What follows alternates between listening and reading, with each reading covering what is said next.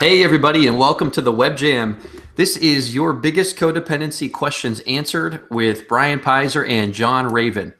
And for a brief introduction, I'm Brian and I co-founded Codependency No More with my sister Jennifer about 4 years ago. And our goal is very simple. It's to connect with people that are struggling with codependency, to understand their struggles and their questions. And then also, pardon me for that. And then on the other side of the coin, we connect with codependency experts to get those questions answered. And in the process, we create helpful resources for healing and recovery. And John Raven is a licensed professional counselor with a great deal of experience in codependency and relational issues. And in addition to having a private counseling practice, John is also an author and teaches on the subject of codependency at a local hospital in his area. And he also counsels virtually as well. So this is a one-of-a-kind web jam. There has never been a webinar like this one before, and there never will be again, because all of the material is based on what you've asked us in just the past couple days and over the weekend. Today is September 2nd, 2015, and we're going to attempt to answer every single question that was asked. And here's my promise to you. I have all of your email addresses and all of your questions. So if we don't get to one of your questions today, I will follow up with you privately by email within the next 72 hours with a response to your individual questions. And there will also be a recording of this webinar that will be sent out as well. And a quick disclaimer before we get started: answering your questions on this webinar does not constitute a therapeutic relationship. If you feel you need professional assistance, it would be best to find a counselor to work with. And again, if you feel you need that, John Raven is a counselor, and he may or may not have openings for therapy sessions in his practice currently, but you are welcome to contact him, and we'll provide the contact information at the end of the web jam. All right, great. So let's waste no time just getting right to the good stuff. John and I have divided up your questions, and we're going to take them one at a time. So I will start with this question because this seemed like the perfect question to start with. And the question is, what exactly is codependency? And I'm going to take this one. Codependency it's a dysfunctional relationship in which a person is more concerned about the needs of others than his or her own needs. And it's often characterized by excessive caretaking or enabling and an unhealthy need for recognition or approval. Now, the origination of the word codependency, it actually started with Alcoholics Anonymous in the 1960s. And it originally described the family members of an addicted person. And they were called, quote, codependent because they were involved with an addicted person, whether they wanted to be or not. And in essence, they had a tendency to become addicted to the addict in their life with behaviors like covering up for the addict, minimizing their destructive behavior to the outside world, and just generally taking a lot of crap that they didn't deserve. And so nowadays, the term codependency, it's used a lot more loosely than it used to be. And it describes a lot of behaviors that have to do with unhealthy helping and having too much compassion for other people. And, you know, some people hear that and they say, hey, what's wrong with compassion? I like to help other people. Isn't compassion a good thing? And there's a fine line between where helping becomes unhealthy. And so the measuring stick that I'll give you to kind of set the stage here, if my care and concern for another person is allowing them to remain in destructive behavior patterns, and or if my, quote, helping them is to my own detriment, then that's when helping becomes unhealthy and compassion turns into codependency. All right, so now that we have a good common definition of the topic, this was a great first question. I'm gonna go ahead and move on to the next question here, and then we'll get John to answer a few as well. The next question was, how can I see my triggers so I can break away from the cycle? And for those of you who don't really understand what a trigger is fully, I'll just describe that very quickly. A trigger is basically a catalyst that leads you to an outcome. And a really common trigger for a codependent is when somebody gets angry with you. So if this is one of your triggers, then you might respond by jumping into an action to help appease that person, to protect yourself and save yourself from their wrath, so to speak. And when you survive that outburst of anger, in this example, it brings you a nice sense of relief. You know, you've avoided a catastrophe, and that's That's really the primary motivation for codependence, is trying to avoid something that's bad. So the cycle has 4 steps, and the cycle that's referred to in this question. The first part is the trigger itself, and the trigger leads to a craving, and then the craving leads to an action, and then that ultimately leads to short-term relief. And there are lots of common triggers for codependence. And so to answer this specific question on how to see your own triggers, I would say 3 things. First, I would say develop a better sense of self-awareness to observe in yourself when you feel the tension that indicates that a trigger is happening. A trigger is almost always accompanied by some sort of tension. So if you can get in tune with that, that's a good clue to start to feel the trigger. This is probably done through best through meditation, journaling, and spending time in solitude and reflection about your life and about yourself to really cultivate that. Second thing I would say is you can cheat off your neighbor's paper, all right? Understand the common triggers that codependents have and see which ones you identify with. So I'll give you the cheat sheet. Here are some quick hints. These are probably the top 5 triggers that codependents have. So see if you identify with these. Some of the common triggers are seeing someone in distress, being asked for a favor, someone becoming angry, being put on the spot, or being criticized or compared to someone else. Those are probably some of the biggest triggers for codependence. And ask the people around you. This is the third one. You could ask the people around you that you can trust what they think your triggers are. And you can just go and be very open and honest and say, you know, I think I'm having trouble and struggles with codependency. And then you ask their opinion, where and when do you see these tendencies within me? And they might be able to give you some good hints as well. And then finally, I interviewed Christine Askew from Recovery from Addiction Online. And she actually had some great stuff to say about codependency triggers and actually whole thought patterns, codependency schemas, which help you understand the motivations, the thoughts, the behaviors, and the triggers for different types of codependence. And there are 4 codependency schemas that she identified.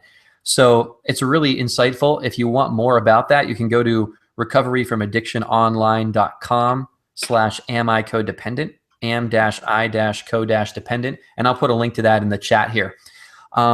So also on that same page, you can listen to an interview that I had with Christine on the topic. So there's that question. Now I'm going to pass it over to John to take this question.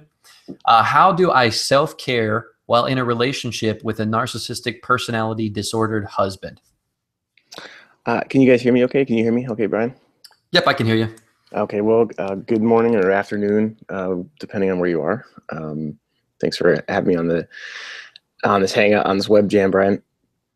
The question, I would answer this question probably in 2 ways, and I would sort of use metaphors. I enjoy using metaphors to sort of help accentuate points.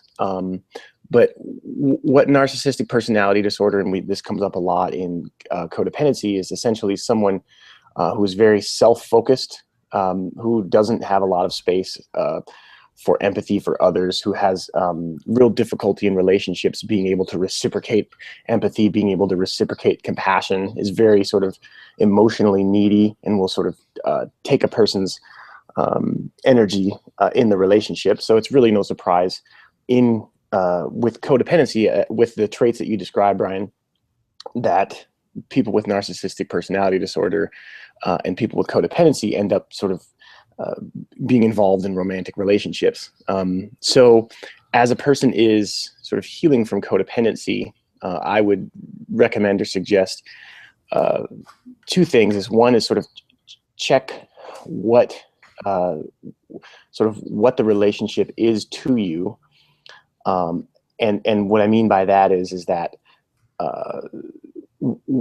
sort of evaluate why you're in the relationship and whether or not that may have some problems for you or be problematic. And then once you've done that, you know, have your boundaries and then be able to set them firmly. So if I could use a metaphor, it's sort of like saying something like, you know, the only vehicle I have, you know, I live in northern Minnesota where it snows a lot, and the only vehicle I have is a motorcycle. How do I get, you know, to and from work in the snow in a motorcycle? So it's sort of asking the question of, hey, is this really something that I should be doing? And then if so, what are my hard limits? I'm not going to drive in a blizzard, for example. I'm not going to, drive when it's physically dangerous to do so. So that would be my sort of thoughts on the self-care of how to be in a relationship with someone who has narcissistic personality disorder. Okay, great. I'm going to move on to the next question here. The next one is therapy a must to recover, or can I read books and work on myself instead? And this one's also for you, John. I would say it's not a must to recover. No.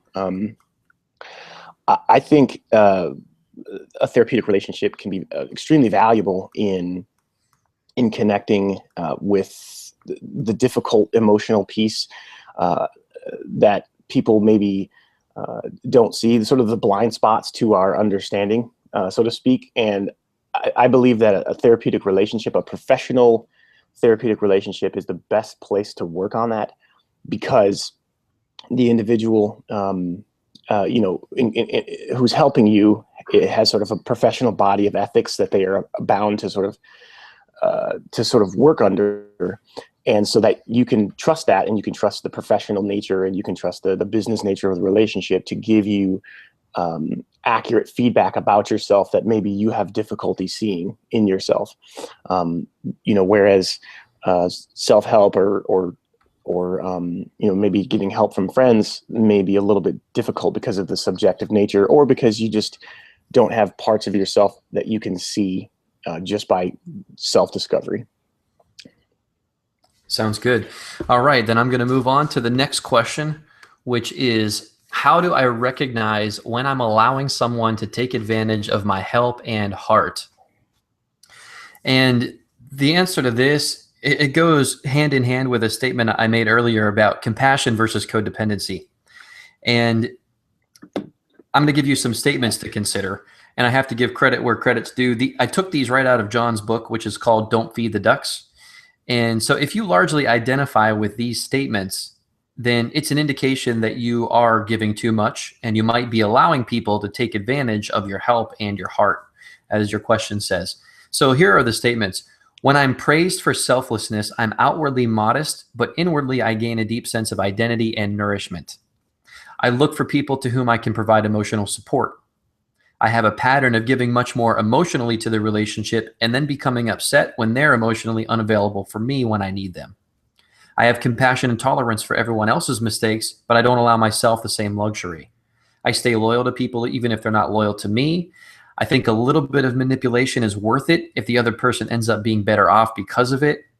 I've been told that I do too much for others, and I find myself apologizing often. That's just a sample. But if you identify with a lot of these statements, then you're more likely to open yourself up to be exploited and to have somebody take advantage of your help and your heart. And your question was, how do I recognize when this is happening? So for starters, your feelings will actually tell you a lot. For example, if you feel close and loving, then things are probably going well. But if you feel angry, or you feel some type of tension or resistance inside of you, then that's probably an indication you have a problem that needs to be addressed. And if you feel like your boundary gauge is broken, and some of ours are very broken, then it's time to recalibrate yourself and your beliefs. And one of the best ways to recalibrate is actually to mix with safe people in your life who have your best interests at heart, who have a healthy sense of boundaries. And because research shows that you are much more likely to come out ahead if you lean on other people who have been where you are. And that goes for fitness, business, all sorts of goals, codependency alike. Leaning on other people who have been where you are and can help advise you is a wonderful thing to do. When it comes to codependency specifically, you can find these types of people in support groups like Coda, Al-Anon, Celebrate Recovery, or even just within your existing friends and acquaintances. And so again, to answer the question specifically, the fastest way that I think you can start to recognize that you're being taken advantage of is to get out of the vacuum of your relationship and start exposing it to other people that have healthy sense of boundaries. If you're continuing to interact with this person or people that you feel are taking advantage of you, if you continue your interaction in one context, maybe just your home or maybe just on private dates with this person, then it's not a wide variety of context. You need to be with this person in family situations, holidays, maybe a religious institution that you attend, maybe out with friends. Put this relationship in front of other people that you care about. And if they care about you, they'll pick up on what's happening and they will tell you the truth in no time so that you can start to recognize these things for yourself if you are being taken advantage of. And I interviewed a woman named Shannon in episode 15 of our podcast. And at the advice of her counselor, she went through an exercise where she wrote down the names of 25 of her closest friends and family and realized that only 3 of the 25 would show up for her to the same extent that she would show up for them. So that might be another exercise you want to do as well. So with that, I'm going to go to the next question here, which is, why am I still feeling pity for my ex and struggling to have fun years after a divorce? What steps should I take to help myself? And that one's for John. Well, I think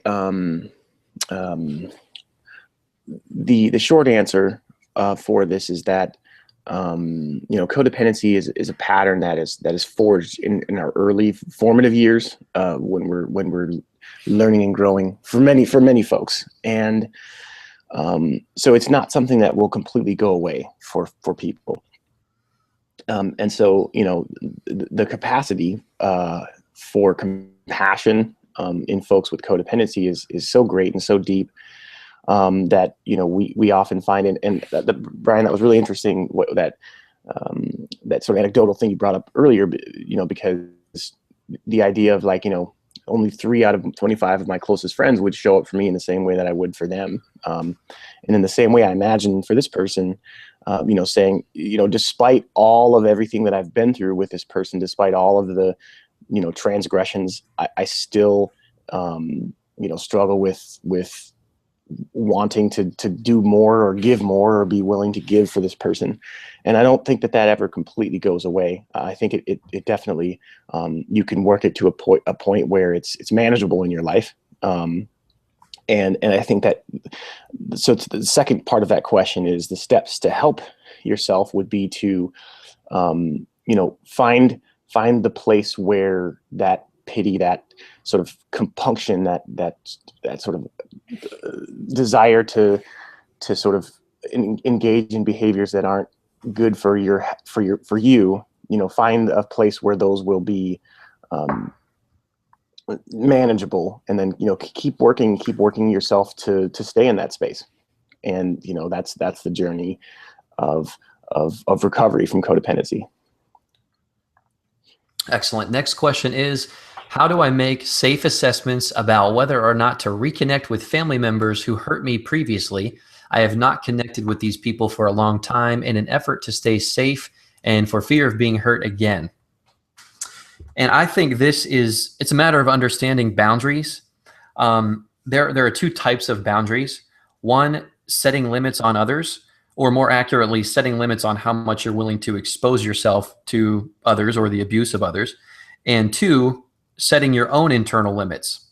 We need to have space inside ourselves where we can have a feeling or an impulse without acting upon it. In other words, we need self-control without repression. So your question addresses the first type of limits on other people.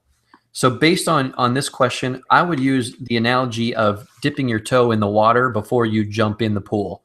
In other words, you could allow yourself some minimal exposure to these family members who have hurt you previously and be aware of any indications that they're willing to hurt you again. And if you find that they now respect your new boundary, then you can slowly expose yourself to more contact with them over time and continue to do so as they continue to earn your trust. Now, since you're probably keenly aware of what they've done to hurt you in the past, you may feel extra sensitive to those things.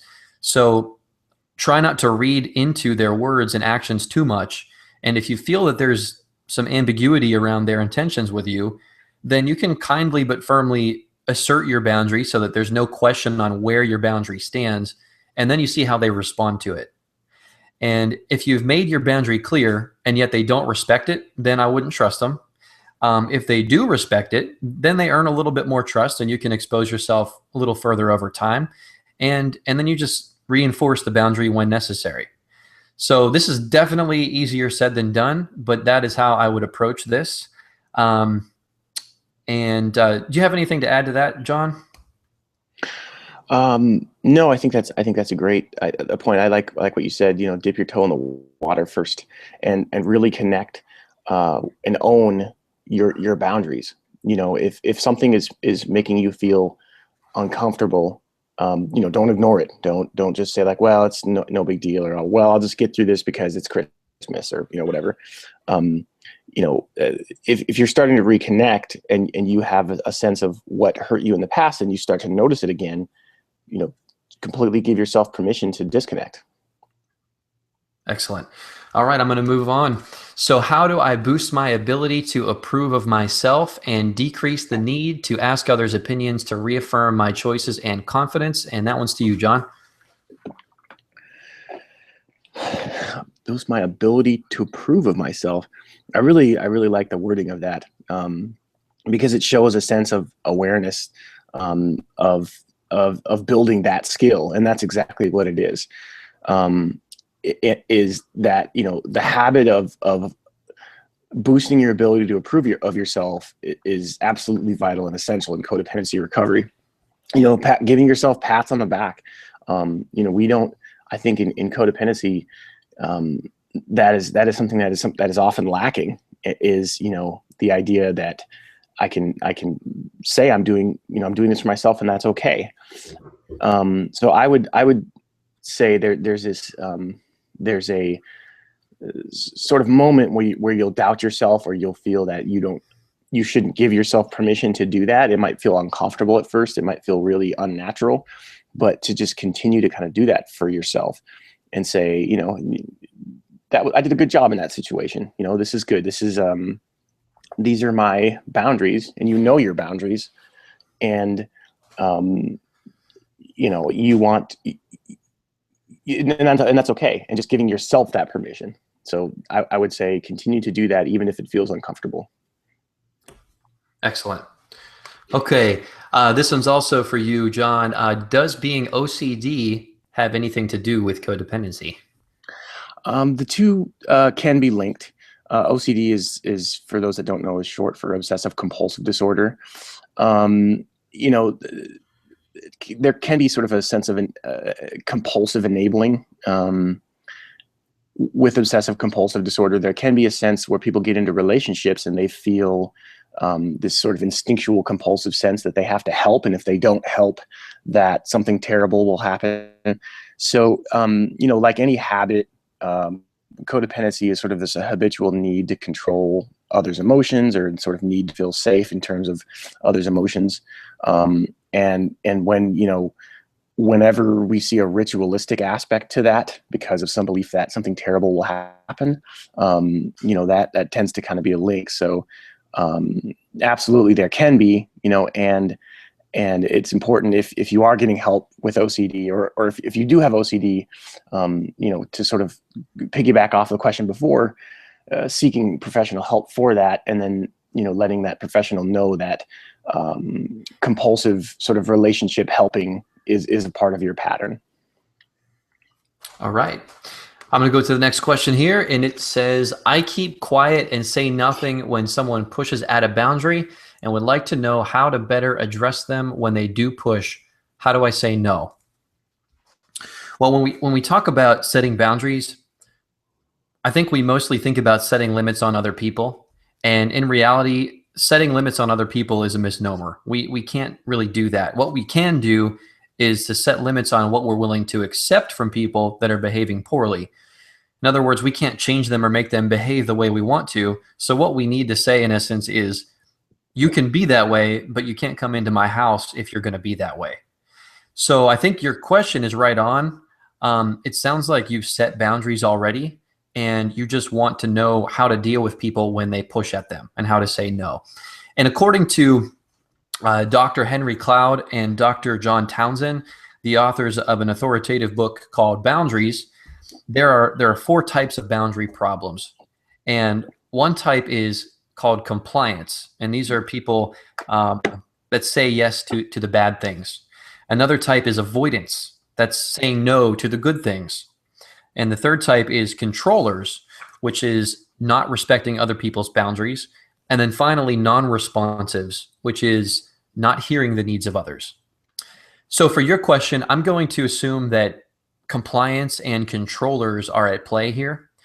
You don't want to say yes to the bad, but someone else has trouble respecting your boundaries, which is causing you tension. So if you have the compliant boundary issue, then you may fear hurting someone's feelings, being shamed or punished, being abandoned or rejected, and or someone else becoming overly critical of you. And controllers, on the other hand, have trouble hearing no from other people. They project responsibility for themselves onto others. They're undisciplined, and they have trouble controlling their impulses. Controlling people often use anger or guilt messages to try to influence you. So here's my advice on that one. First, I would recognize, how are they pushing you? The people you refer to in this question, how are they pushing you? Is it through anger? Is it through guilt? Or is it through something else? If it's through anger, that's an indication that they have a problem. They have an anger problem, or the anger is not your problem, it's their problem. But if it's a guilt issue that you have, that is your problem, and you may need to sort out the guilt or overcome that guilt somehow. So take note, how are they pushing your buttons? Is it through being angry or through guilting you? Second, don't explain or justify your boundary.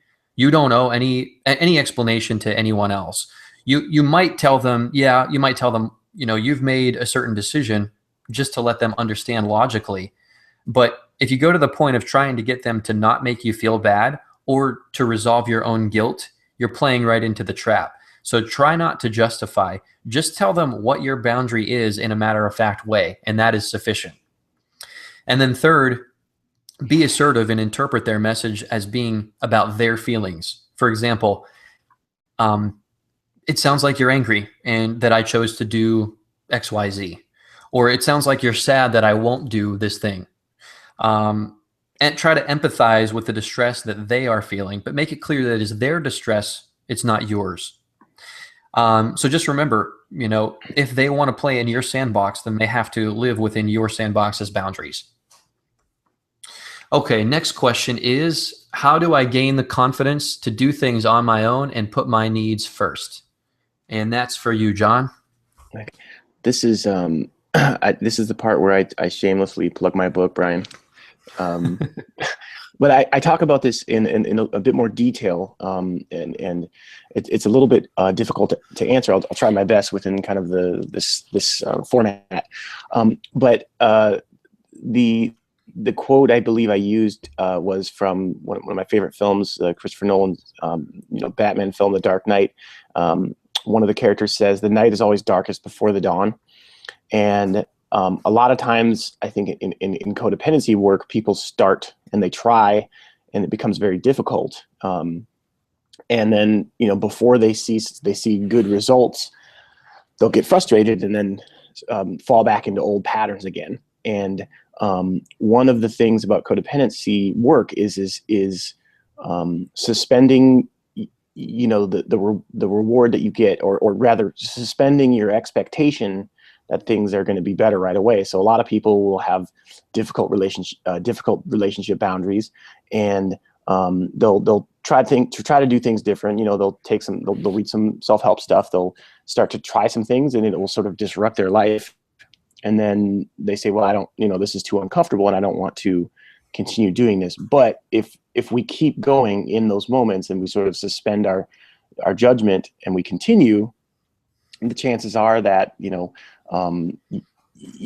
get over that hump, and then you'll start to gain confidence. So I would say, to answer this question, continue to do it, even if it feels uncomfortable. And actually, if it's starting to feel uncomfortable, that means that you're getting that much closer to the solution. You're almost there. And then eventually you'll start to see the fruits of your labor, and the confidence will just snowball.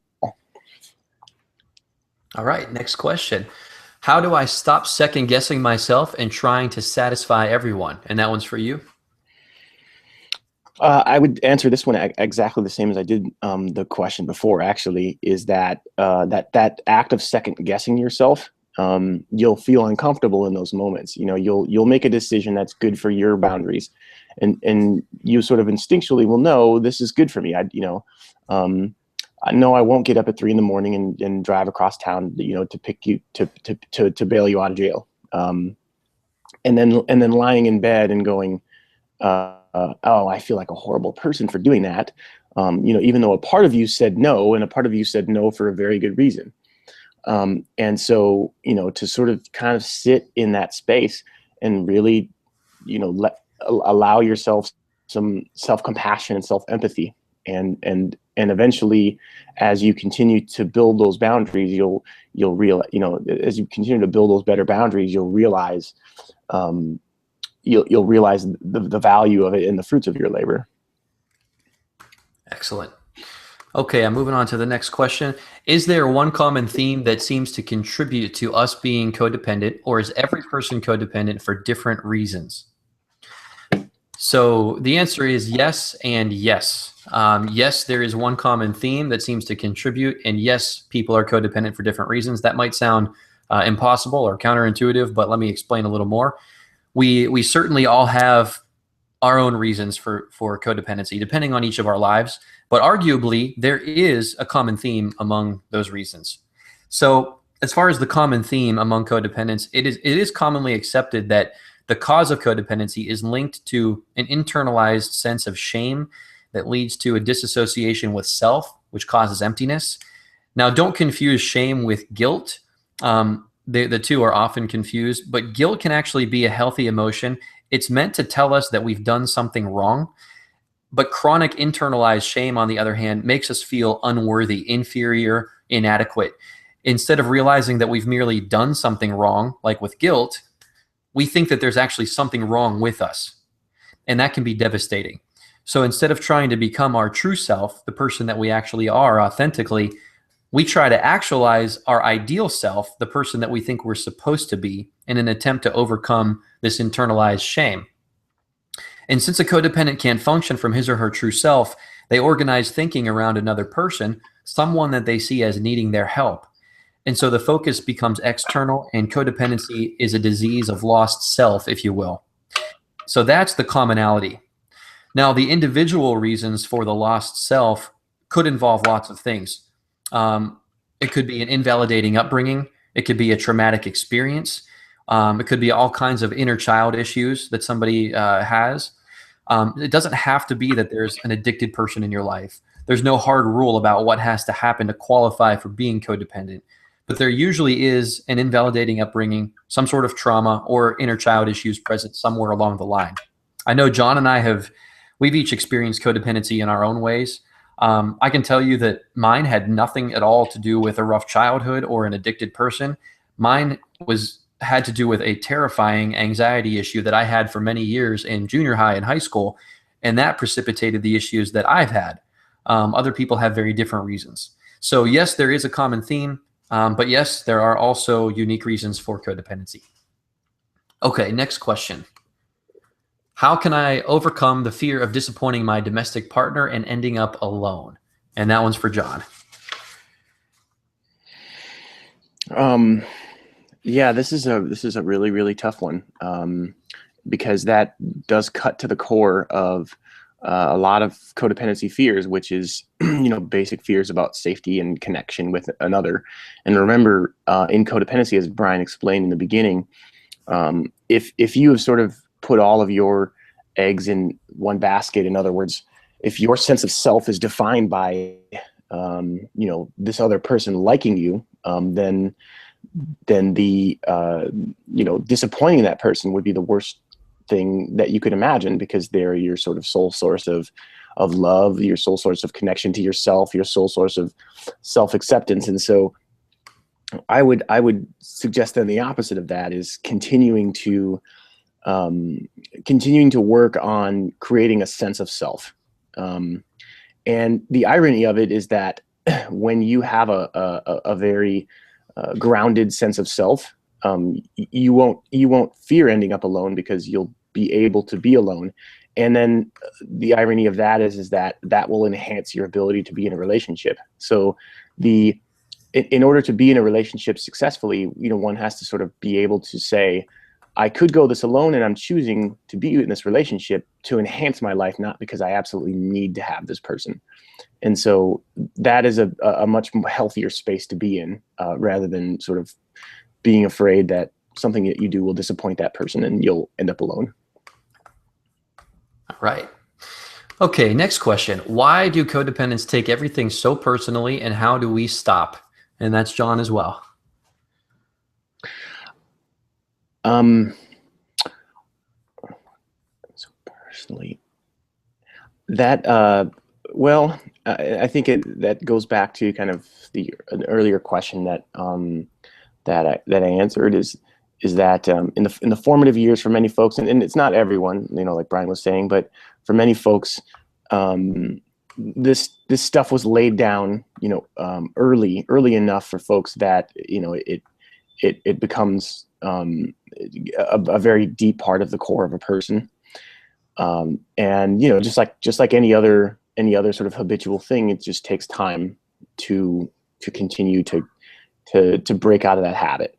And if you commit to really working hard at changing this, it will change. It just takes time. And then similarly to before, what I was saying is that oftentimes we don't see the fruits of our labor until it's too late for a lot of folks, because they stop before they see that. And so continuing to do it, continuing to kind of push forward, even though you maybe aren't seeing as deep of results as you want, and kind of suspend your disbelief in the hope that it will get better. And it does for a lot of people. Excellent. Okay, moving on to the next question. It is, how do I maintain boundaries and remain authentic without being affected by negativity for doing so? This question, the question I answered a little earlier about maintaining boundaries when people push at them, probably addresses this question to a degree. You can't set limits on other people, but you can set a limit on how much you expose yourself to abuse from other people. Your question talks about remaining authentic without being affected by negativity for doing so. And so to that, I would say, depending on who you're dealing with, there may very well be some negativity around you that you can't control. And so in that case, you'll be living in the midst of some negativity. And your task is how to stand unfettered by the negativity of others, knowing that you can't just make it go away. So the best way that I have found to do that is to stand peacefully in any circumstance, is to develop equanimity. Equanimity, by definition, is mental calmness, composure, and evenness of temper, especially in difficult situations. And it sounds like this is exactly what you are looking for. I have found I've done this best through mindfulness meditation. It trains you to stop reacting to all the stimuli in your life. Instead, it trains you to objectively observe what happens around you without reacting, and then make an appropriate response without being impulsive. It's not something that you cultivate quickly and easily. It does take some time, but it is extremely worthwhile an endeavor to do. So realize that you're going to have negativity around you no matter what. And I think you already realize that, and realize that equanimity will greatly help you stand firm in the face of negativity. Okay, I think the last three questions are all for John. So the first one is it normal to totally block out memories, even if they were happy ones? Well, that's normal is it's a difficult thing to say. I would take maybe the underlying question of, am I normal? And yes, you are a normal person. You probably reacted to a situation that was difficult in the way that most other people would. So I feel it's important to respond to that first. And block out memories. I'd be curious to know, is that are they repressed in that you can't remember them? I block out in terms of, are you intentionally avoiding certain things because you don't want to think about them? Or is it could it be an organic memory problem? So I guess I'll take the is it normal or is it healthy, maybe I'll say, to just not want to think about a certain thing? I get this a lot. I had a bad childhood. Is it normal to just say I don't want to talk about it, or I don't want to think about it, or is that healthy? It can be.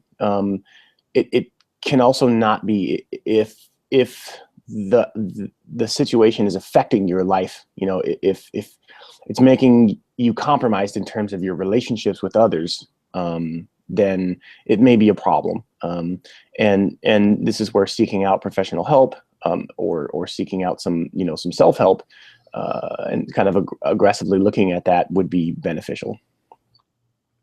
Great. Before we do the next question here, I also wanted to just go back and mention for this last question about standing firm without being affected by negativity.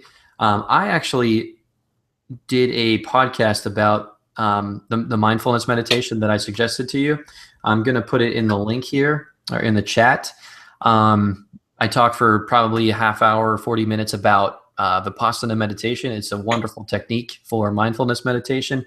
So if you want to, a good way to cultivate that equanimity, you can hear a lot more about it here on your drive to work or at the gym or wherever you want.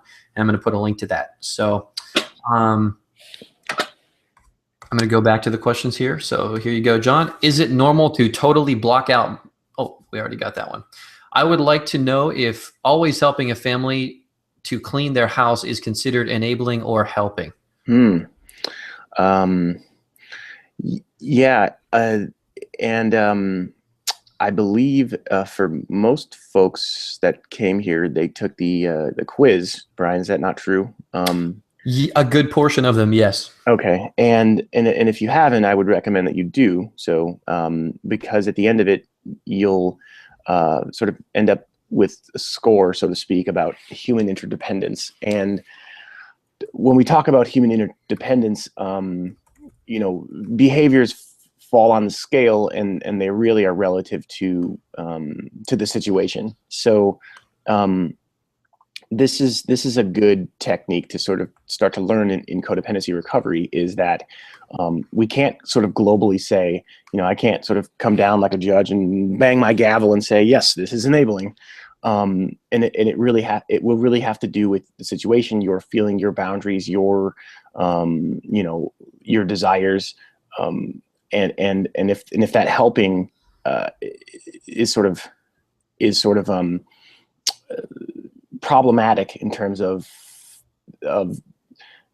some landing somewhere on the scale, then I would say yes, and if not, I would say no.